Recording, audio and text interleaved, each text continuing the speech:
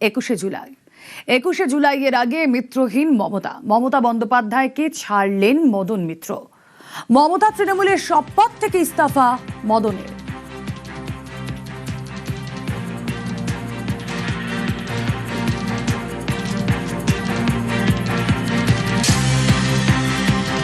মমতাকে ছাড়লেন মদন মিত্র। বিধানসভায় সন্দীপনের সঙ্গে মদনের বৈঠক। মিত্রহীন মমতার বৈঠকের পরই মমতা তৃণমূলের সব পদ থেকে ইস্তফা। তিনি একটি মেসেজ করেন সরি লিখে। কথা বলবো, প্রতিনিধি আবির রয়েছেন সঙ্গে। আবির, শুধুমাত্র তৃণমূলের শুরু থেকে নয়, কংগ্রেসের সময় থেকেই মিত্র সঙ্গে জুড়ে ছিল মমতার, কিন্তু আজ মদন মিত্র সব পদ ছাড়লেন, একটা সরিও লিখলেন। কি বললেন? তুমি তো কথা বললি। প্রথমত হচ্ছে মদন মিত্রের মধ্যে একটা অভিমান জমা ছিল, তিনি সেটাকে আজকে ব্যক্ত করেছেন এবং তার বক্তব্য যে দীর্ঘদিন ধরে তিনি তো এই দলটার সাথে যুক্ত ছিলেন, বা তুমি যে প্রসঙ্গের কথা উল্লেখ করলে তিনি মমতা বন্দ্যোপাধ্যায়ের সঙ্গে যুক্ত ছিলেন, তো সেই মমতা বন্দ্যোপাধ্যায়কে তিনি যেভাবে চিনতেন, সেই চেনা মমতা বন্দ্যোপাধ্যায় কিভাবে বদলে গিয়েছেন, এবং যে কারণেই তিনি আমাকে কিছুক্ষণ আগে বললেন যে সব অভিভাবকরাই কোথাও গিয়ে হয় ধৃতরাষ্ট্র নয় গান্ধারী হয়, এক্ষেত্রে দাঁড়িয়ে মমতা বন্দ্যোপাধ্যায় গান্ধারীর ভূমিকা পালন করেছেন, তিনি তার কথা উল্লেখ করেছেন। এদিনকে তুমি দেখতেই পেয়েছো যে মদন মিত্র তিনি চলে আসেন বিধানসভায়, বিরোধী দলনেতার ঘরে পৌঁছে যান। সেখানে ঋতব্রত বন্দ্যোপাধ্যায়, সন্দীপন সাহা, জাভেদ খান, আখরুজ্জামান, নিমানী বিশ্বাস, একাধিক নেতা তারা উপস্থিত ছিলেন এবং তাদের সঙ্গে তিনি খোঁজ গল্প জুড়ে দেন এবং তিনি উল্লেখও করলেন যে প্রায় দীর্ঘ 15 বছর পর তিনি বিরোধী দলের ওই ঘরটাতে ঢুকলেন। এবারে তৃণমূল কংগ্রেস বিরোধী দল হিসাবে তারা বিধানসভা নির্বাচনের ফল অনুযায়ী হলেও ওই বিরোধী দলের ঘরে কালীঘাটপন্থী তৃণমূল কংগ্রেসের নেতারা পা রাখছিলেন না এবং মদন মিত্র এতদিন পর্যন্ত পা রাখলেন, তখন তিনি কার্যত শিবির বদল করে পা রাখলেন এবং তিনি উল্লেখ করলেন যে কি অবস্থার মধ্যে দিয়ে চলতে হয়েছে এবং তার বক্তব্য যে সেনাপতি যদি ঠিক না থাকে তাহলে দলকে চালিয়ে নিয়ে যাওয়াটা খুব কঠিন এবং সে কারণেই তাকেও এই ধরনের সিদ্ধান্ত নিতে হলো শেষমেশ। সঙ্গে থাকো। হোয়াটসঅ্যাপ স্ট্যাটাস, সেখানেও একটা সরি লিখেছেন মদন মিত্র, যে ছবি আপনাদেরকে দেখাচ্ছি। অত্যন্ত সিগনিফিকেন্ট এই হোয়াটসঅ্যাপ স্ট্যাটাস। যখন মমতার সঙ্গ ছাড়ছেন মদন মিত্র, তখন নিজের হোয়াটসঅ্যাপ স্ট্যাটাসে এই সরি তিনি কাকে বলছেন, উত্তর খুঁজি। আবির রয়েছেন সঙ্গে। আবির, তুমি প্রশ্নটাও করেছিলে মদন মিত্রকে যে সরিটা তিনি কাকে বলছেন, তিনি কি বললেন? তিনি বললেন যে তিনি মমতা বন্দ্যোপাধ্যায় এবং একই সঙ্গে তার দলের যারা নেতা কর্মীরা রয়েছেন, তার কারণ তিনি তো তৃণমূল কংগ্রেসের প্রতীকে নির্বাচিত হয়েছেন, ফলে কেউ যদি মনে করেন যে তিনি কোথাও ভুল করছেন, কারুর যাতে আবেগে আঘাত না লাগে, তার প্রতি কারুর যাতে দুঃখ না তৈরি হয়, সে কারণেই তিনি নিজে থেকে সরি শব্দটা উল্লেখ করে তিনি এদিনকে লিখে দিয়েছেন। তবে এদিনকে তিনি বলেছেন যে তিনি বহুবার বলার চেষ্টা করেছেন দলের অভ্যন্তরে, মমতা বন্দ্যোপাধ্যায়কেও বলার চেষ্টা করেছেন যে দলের ঠিক কি কঠিন পরিস্থিতি। তার কথায় আইপ্যাক গোলমেলে সেনাপতি তিনি তার নিজের মতো চালিয়েছেন এবং এই অবস্থার পরেও দলকে একটা ঝাঁকুনি দেওয়াটা প্রয়োজন, সেক্ষেত্রে দাঁড়িয়ে দায়িত্বে অদল বদল নিয়ে আসা প্রয়োজন।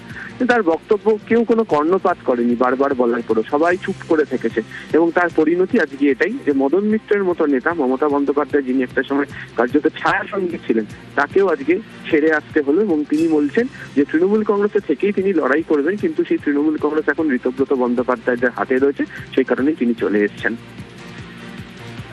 বেশ, মদন মিত্র মমতার সঙ্গ ছাড়ার পর, তৃণমূলের সব পদ ছাড়ার পর, বিধানসভায় সন্দীপনের সঙ্গে বৈঠকের পর দার্শনিক হয়ে উঠলেন। কি বললেন?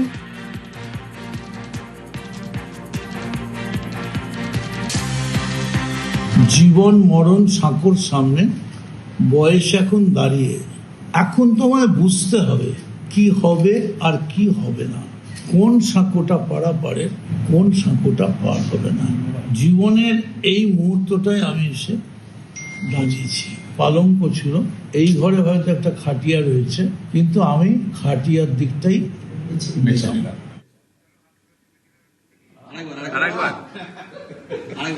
ও লাভলি, তৃণমূল ছেড়ে একদম লাভলি লাভলি মদন মিত্র এবার ঋতব্রত তৃণমূলে। অনেক পুরনো নেতারাই চলে এসেছেন এই নব তৃণমূলে।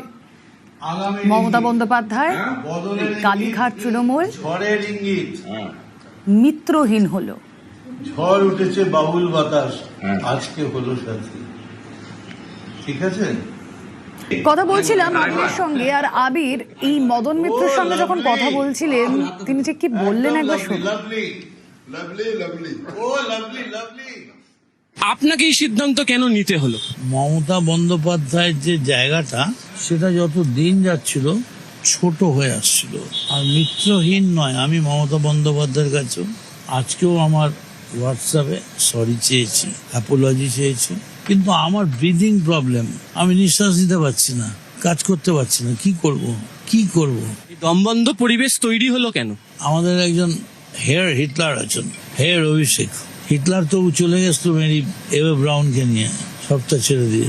অভিষেকের কথায়, অভিষেকের সবকিছুতে, সব ব্যাপারে অভিষেকের চলতে হবে, না হলে দেখে নেব। অভিষেক বন্দ্যোপাধ্যায় যে এই ধরনের আচরণ করতেন, এটা মমতা বন্দ্যোপাধ্যায় জানতেন না বা আপনারা জানাননি?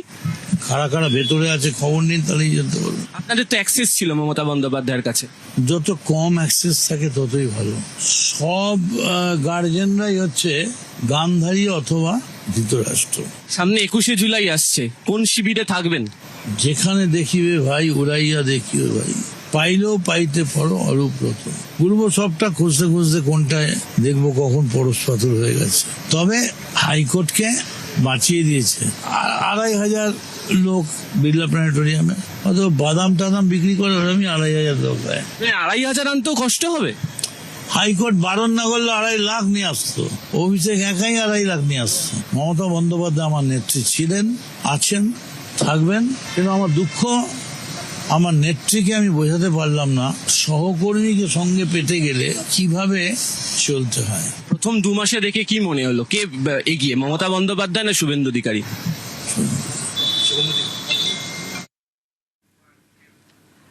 দেখুন, এই যে কালীঘাট তৃণমূলে আবারও এক বড় ধাক্কা, তা তো আর বলার অপেক্ষা রাখে না। দীর্ঘদিনের সতীর্থ মদন মিত্র মমতাকে ছাড়লেন, মমতা হলেন মিত্রহীন। ঋতব্রত তৃণমূলে, মদন মিত্র ছাড়লেন কালীঘাট তৃণমূলের সমস্ত পদ।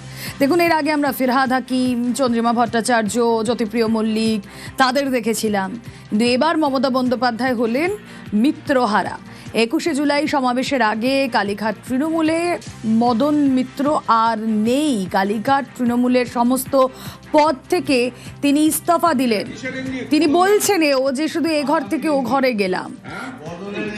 তার নিশানায় অভিষেক বন্দ্যোপাধ্যায়। ঝড় উঠেছে বাবুল বাতাস, একটা মানুষের জন্য একটা জাতকে তুমি বিসর্জন দিতে পারি না। Only for one man. শুধু দল চালায় দলের সেনাপতি, সেই সেনাপতি যদি দলকে ঠিক মতো চালাতে না পারে, আজকে গোটা দল ভয়ে কাঁপছে। কেন? চলুন তো আমার সঙ্গে, আমি হেঁটে বেরোচ্ছি ধর্মতলা দিয়ে, আমি দেখি কে ডিম মারে। অভিষেক আর যাই হোক তৃণমূলের মুখ নয়। তৃণমূলের সব পদ তিনি ছেড়ে দিলেন।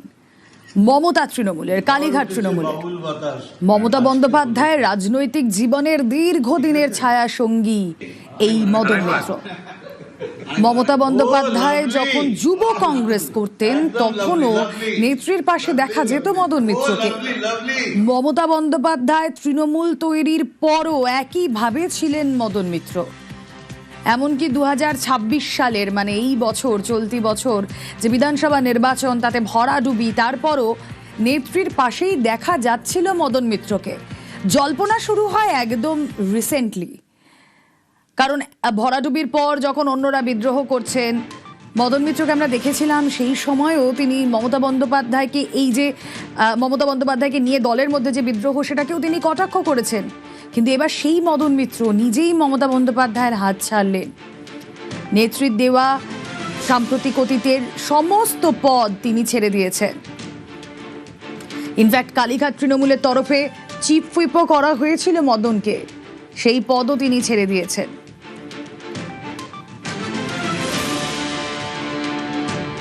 ঋতব্রত বন্দ্যোপাধ্যায়ের সঙ্গে বৈঠক, সন্দীপন শাহর সঙ্গে বৈঠক, এবং ঋতব্রতর পাশে বসেই আজ মদন মিত্র বলেন, কবিতাটা ছোট্ট, 2 লাইনের জীবন মরণ, সাঁকোর সামনে বয়স এখন দাঁড়িয়ে, এখন তোমায় বুঝতে হবে কি হবে আর কি হবে না, কোন সাঁকোটা পারাপারের, কোন সাঁকোটা পার হবে না। কি বলেছেন ঋতব্রত বন্দ্যোপাধ্যায় শুনব। আমাদের এখানে গোটা লড়াইটাই আধিপত্যবাদ, সেই আধিপত্যবাদ কায়েম করবার চেষ্টা, তার বিরুদ্ধে একটা কালেকটিভের লড়াই। এবং মদন মিত্রের মতো বর্ষিয়ান রাজনীতিবিদ, দীর্ঘদিনের এমএলএ, মমনদা এখান থেকে হেঁটে যদি যান নিউ মার্কেট পর্যন্ত কেউ ডিম ছুড়বে না। আমি গত 3 দিন ধরে এখান থেকে পেছন দিয়ে হেঁটে হাইকোর্টে যাচ্ছি, দোতলায় উঠছি, নেমে আসছি, কোথাও কোনো ডিম ছোড়ার ব্যাপার নেই। এই কালেকটিভের যারা হেঁটে যাবেন কোথাও ডিম ছোড়ার ব্যাপার নেই। মদন মিত্রের মতো বর্ষিয়ান রাজনীতিবিদ তিনি আমাদের এই কালেকটিভে যুক্ত হওয়ায় আমাদের কালেকটিভ আরো শক্তিশালী হল। দেখুন, মদন মিত্র এও স্পেসিফাই করেছেন যে তিনি তৃণমূলের বিধায়ক শুধু নন, তিনি তো বাংলার বিধায়ক, বিধানসভার সদস্য। তৃণমূলের সব ছেড়ে দিলাম মানে দলের বিধায়ক নই, এইগুলো তিনি মেনশন করেছেন। কিন্তু দুঃখের বিষয় তিনি এটা বলছেন যে দুঃখের বিষয় যখন ইতিহাস লেখা হবে বাংলার এই সময় নিয়ে, লেখা হবে যে একটা লোকের জন্য গোটা দল, যারা 213 আসন পেয়েছিল এক সময়, তাদের সর্বনাশ হয়ে যায়। 21শে জুলাই মমতা বন্দ্যোপাধ্যায়ের তৃণমূলের কাছে একটা আবেগের দিন ছিল। এবার তৃণমূল ভেঙে ছত্রখান, একে একে সকলেই ছেড়ে দিয়েছেন মমতার সঙ্গ। এবার মমতা বন্দ্যোপাধ্যায় 21শে জুলাইয়ের আগে আরো একটা ধাক্কা পেলেন, মিত্রহীন হলেন মমতা বন্দ্যোপাধ্যায়।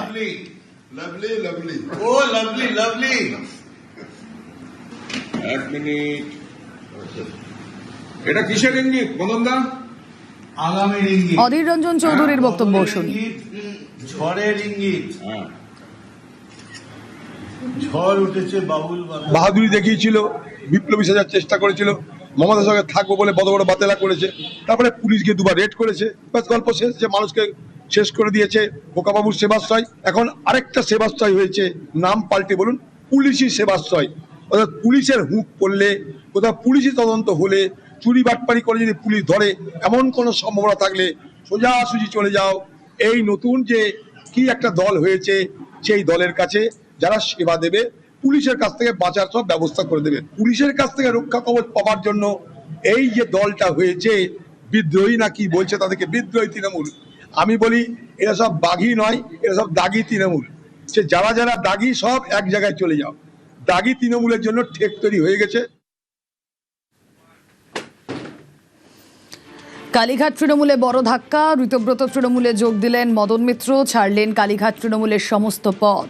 ফিরহাদ হাকিম, চন্দ্রিমা ভট্টাচার্য, জ্যোতিপ্রিয় মল্লিকের পর এবার মিত্রহারা মমতা বন্দ্যোপাধ্যায়। খুব স্বাভাবিকভাবে 21শে জুলাই সামনে, সেই 21শে জুলাই এ সমাবেশের ঠিক আগেই ঋতব্রত তৃণমূল শিবিরে চলে গেলেন মদন মিত্র।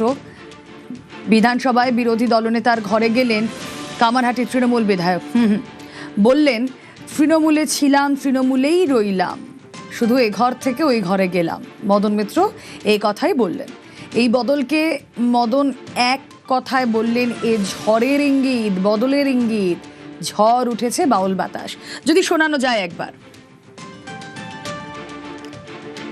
এ ঝড়ের ইঙ্গিত, বদলের ইঙ্গিত, ঝড় উঠেছে, বাউল বাতাস।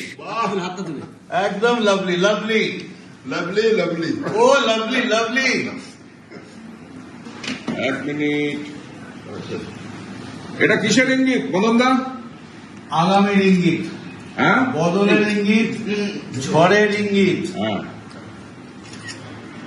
ঝড় উঠেছে, বাবুল বাতাস, আজকে হলো সাথী। ঠিক আছে? ও লাভলি।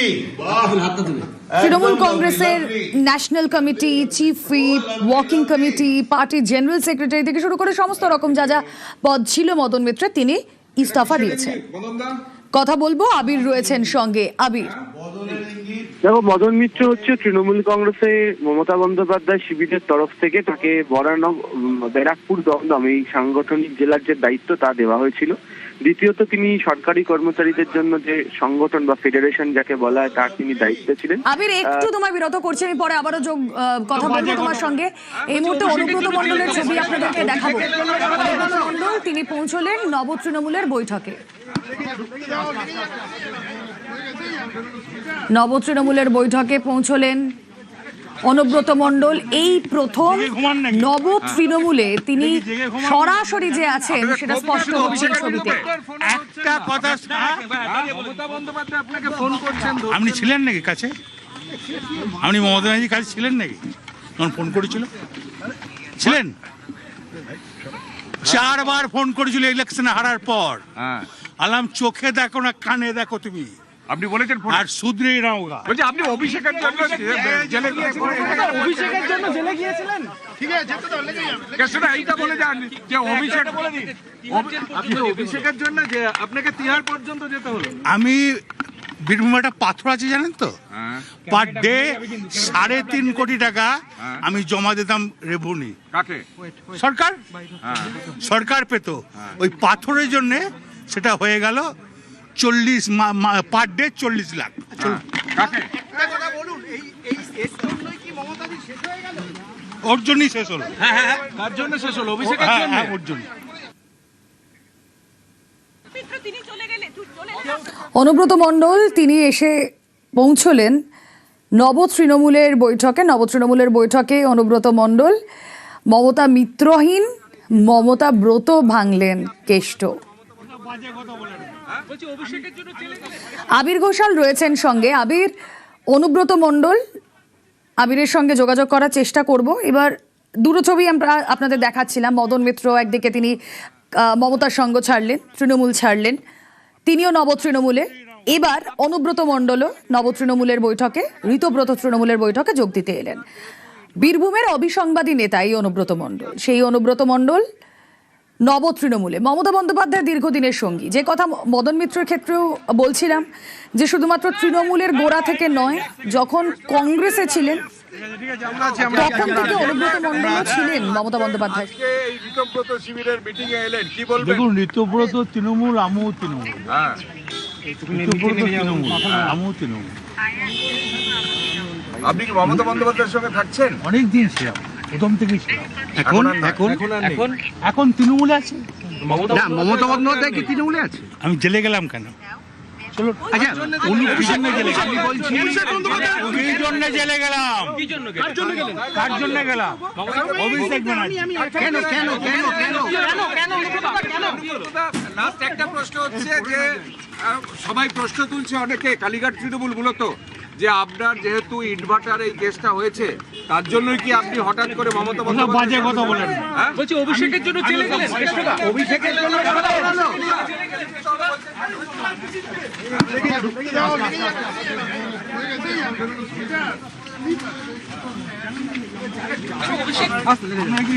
জেগে ঘুমান নাকি? এটা কি জেগে মমতা ব্রত ভাঙলেন অনুব্রত, যে ছবি আপনারা দেখছেন নব তৃণমূলে অনুব্রত মণ্ডল। বীরভূমের অবিসংবাদী নেতা, মমতা বন্দ্যোপাধ্যায় দীর্ঘদিনের ছায়া সঙ্গী, ফোন করেছিল, জেলা সভাপতি বীরভূমের ছিলেন তিনি। তারপর ঘটনাক্রমে তার সেই পদটাও যায়, বীরভূমের দায়িত্ব পায় কোর কমিটি। তারপর অনুব্রত মণ্ডল এই জয়ের পর থেকে তিনি কোন শিবিরে, তিনি মমতার শিবিরে নাকি তিনি নব তৃণমূলে, ঋতব্রত শিবিরে, এই নিয়ে জল্পনা ছিল। স্পষ্ট করলো এই ছবিটা। ইরন রয়েছেন সঙ্গে। ইরন, দেখো, কিছুক্ষণ আগে, মিনিট খানেক আগে যে আজকে নব্য তৃণমূলের বৈঠক, সেখানে অনুব্রত মণ্ডল তিনি যোগদান দিলেন। এর আগেই কথা হয়েছিল এবং নব্য তৃণমূল ঋতব্রতদের তরফ থেকে জেলা সভাপতি হিসেবে অনুব্রত নাম ঘোষণা করা হয়েছিল। তবে বৈঠকে যোগ দিতে এসে বিস্ফোরক অনুব্রত মণ্ডল তিনি একাধিক বিষয়ে কথা বলেন। তার মধ্যে সবচেয়ে যেটা গুরুত্বপূর্ণ, তিনি বললেন তার জেল যাত্রার পেছনে অভিষেক দায়ী। অভিষেকের জন্য, অভিষেক বন্দ্যোপাধ্যায়ের জন্য তাকে জেলে যেতে হয়েছে, প্রথম। দ্বিতীয়ত তিনি বলেন মমতা বন্দ্যোপাধ্যায় তিনি চোখে দেখেন না, কানে দেখেন। আজকে তৃণমূল কংগ্রেস, মমতা বন্দ্যোপাধ্যায় তৃণমূল কংগ্রেস শেষ হয়ে গেল কেন, তার জন্য অভিষেক দায়ী। এই দুই বিস্ফোরক অভিযোগ করার পাশাপাশি তিনি স্পষ্ট করে বললেন তিনি তৃণমূলেই আছেন, তৃণমূলে আছেন, যে তৃণমূলে সবাই আছে সেই তৃণমূলেই আছেন, মমতার সঙ্গে নেই। আর কারণ ভোটের পর তার সঙ্গে 4 বার ফোন করেছিলেন মমতা বন্দ্যোপাধ্যায়। তাতে তিনি মমতা বন্দ্যোপাধ্যায়কে স্পষ্ট করে বলেছেন যে মমতা বন্দ্যোপাধ্যায়কে তিনি বলেন যে আপনি চোখে দেখেন না, আপনি কান দিয়ে দেখেন, যার ফলে এই ভরাডুবি। এই পুরো বিষয় বা বিস্ফোরক কিন্তু অভিযোগ একের পর এক বৈঠকে যোগ দিতে এসেই অনুব্রত মণ্ডল করেন। অনুব্রত মণ্ডলকে স্বাগত জানানোর জন্য নব্য তৃণমূলে যারা রয়েছেন, ঋতব্রত রয়েছেন, সন্দীপন সাহা যারা রয়েছেন তারা প্রত্যেকেই রাস্তায় বেরিয়ে আসেন এবং তাদেরকে স্বাগত জানিয়ে নিয়ে যাওয়া হয় এবং অভ্যর্থনা দিয়ে নিয়ে যাওয়া হয়। ইতিমধ্যেই বৈঠকে যোগ দিয়েছে আজকে যে বৈঠক নব্য তৃণমূলের, সেখানে 21শে জুলাইয়ের যে পরিকল্পনা, তারা যে গান্ধী মূর্তির সামনে অনুমতি পেয়েছে সেখানে কি করে জমায়েত হবে এবং সেই জায়গা থেকে দাঁড়িয়ে কি পরিকল্পনা, সেই নিয়ে এই মুহূর্তে জেলার সঙ্গে বৈঠক হচ্ছে। জেলার বিভিন্ন সভাপতি যারা রয়েছেন, কেউ ভার্চুয়াল রয়েছেন, আবার সঙ্গে কলকাতায় যারা বিধায়করা রয়েছেন বা নেতারা রয়েছেন তারাও এসে উপস্থিত হয়েছেন। এবং যেটা দেখা যাচ্ছে এই মুহূর্তে বৈঠকে অনুব্রত মণ্ডলকে তাকে কিন্তু আলাদা করে বসানো হয়েছে এবং তার সঙ্গে এখানে অরূপ রায় থেকে শুরু করে চন্দ্রিমা ভট্টাচার্য, প্রত্যেকে, ফিরাদ হাকিম, তারা প্রত্যেকেই রয়েছেন। এবং বৈঠকের আজকে দেখার যে মদন মিত্র তিনি আসেন কিনা, যদিও তিনি এখনো আসেননি, কিন্তু অনুব্রত মণ্ডল এসে পৌঁছেছেন এবং আসার পরেই বীরভূমের দাপুটে নেতা যে বিস্ফোরক একের পর এক অভিযোগ করেছেন, সেটা নিয়ে কিন্তু রাজনৈতিক মহলে নতুন এক সমীকরণ বা নতুন এক বিষয় ইঙ্গিত। কারণ মমতা বন্দ্যোপাধ্যায়কে সরাসরি তিনি আক্রমণ করে বললেন যে অভিষেক ব্যানার্জির জন্যই তার আজকের এই পরিণতি। বেশ,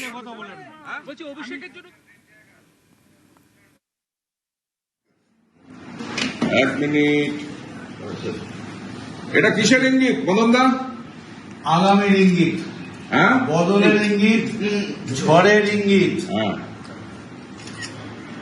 ঝড় উঠেছে, বাউল বাতাস আজকে হলো সাথী। ঠিক আছে? ও লাভলি, একদম লাভলি লাভলি।